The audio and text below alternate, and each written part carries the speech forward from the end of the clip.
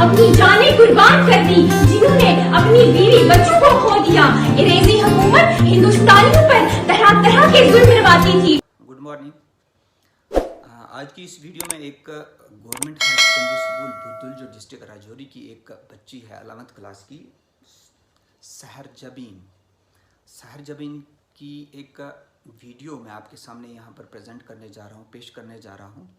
हमें चाहिए कि उस बच्ची की हम सपोर्ट करें और उस बच्ची को हम उसकी हौसला अफजाई करने के लिए उससे ज़्यादा से ज़्यादा भी वाच करें और कमेंट भी ज़रूर करें उस बच्ची के लिए, ताकि उसकी हौसला अफजाई हो सके। और क्योंकि ये इंडियन हिस्ट्री का टॉपिक है, इंडियन हिस्ट्री में हमारी इंडियन जो इंडिपेंडेंस, जो हमारी आज़ादी की स्ट्रगल रही है, जो हमारे फोर फादर्स ने, जो हमारे फ्रीडम फाइटर्स ने अपनी कोशिश करके अपने खून का भी नजराना पेश किया और अपनी जानें जो हैं वो अपने इस मुल्क को आज़ाद करने में पेश कर दी।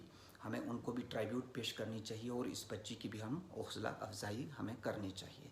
तो आइए वाच करते हैं सहर जबीन की आज़ादी, हिंदुस्तान की आज़ादी पर उसकी ये वीडियो। और ज़रूर अगर आप अभी तक मेरे इस चैनल पर नए हैं तो ज़रूर इसको सब्सक्राइब भी करें, ताकि मेरी आने वाली जितनी भी वीडियोस होंगी वो इन टाइम आज आप तक पहुंचती रहेगी। Thank you. मंदिर गिरे तो रंज मुसलमान को भी हो और पामाल होने न पाए मस्जिद की आबरू, और ये फिक्र मंदिरों के निगहबान को भी हो।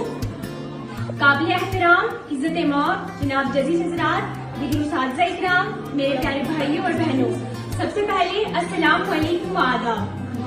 मैं Sahar Jabeen Mir high secondary school Budhal से आज इस मौजू पर मुझे लब कुशाई करने का मौका दिया गया है। अगर उसे अल्फाज की माला में पिरो दिया जाए तो कुछ यूं बनता है। जनाबे सदर और मेरे हम वतनों, हिंदुस्तान वो वतन नहीं जो बसने वालों को विरासत में मिला है, इसलिए मिला है कि जिन्होंने अपनी जानें कुर्बान कर दी, जिन्होंने अपनी बीवी बच्चों को खो दिया। अंग्रेजी हुकूमत हिंदुस्तानियों पर तरह तरह के जुल्म करवाती थी। अगर एक अंग्रेजी सिपाही की तनख्वाह 500 रुपए होती थी तो उसके बरअक्स एक हिंदुस्तानी सिपाही की तनख्वाह 100 रुपए होती थी। पर हिंदुस्तान के शेरों के दिल कमजोर नहीं हुए। इन्होंने डटकर अंग्रेजों का मुकाबला किया, उन्हें मजबूर कर दिया कि वो हिंदुस्तान को छोड़ दें, और आखिर हिंदुस्तान को छोड़ना पड़ गया।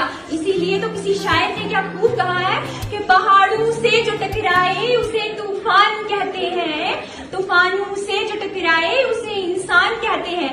एक दफा का जिक्र है कि गांधी जी कहीं से जा रहे थे तो उनकी नजर एक बुढ़िया पर पड़ी।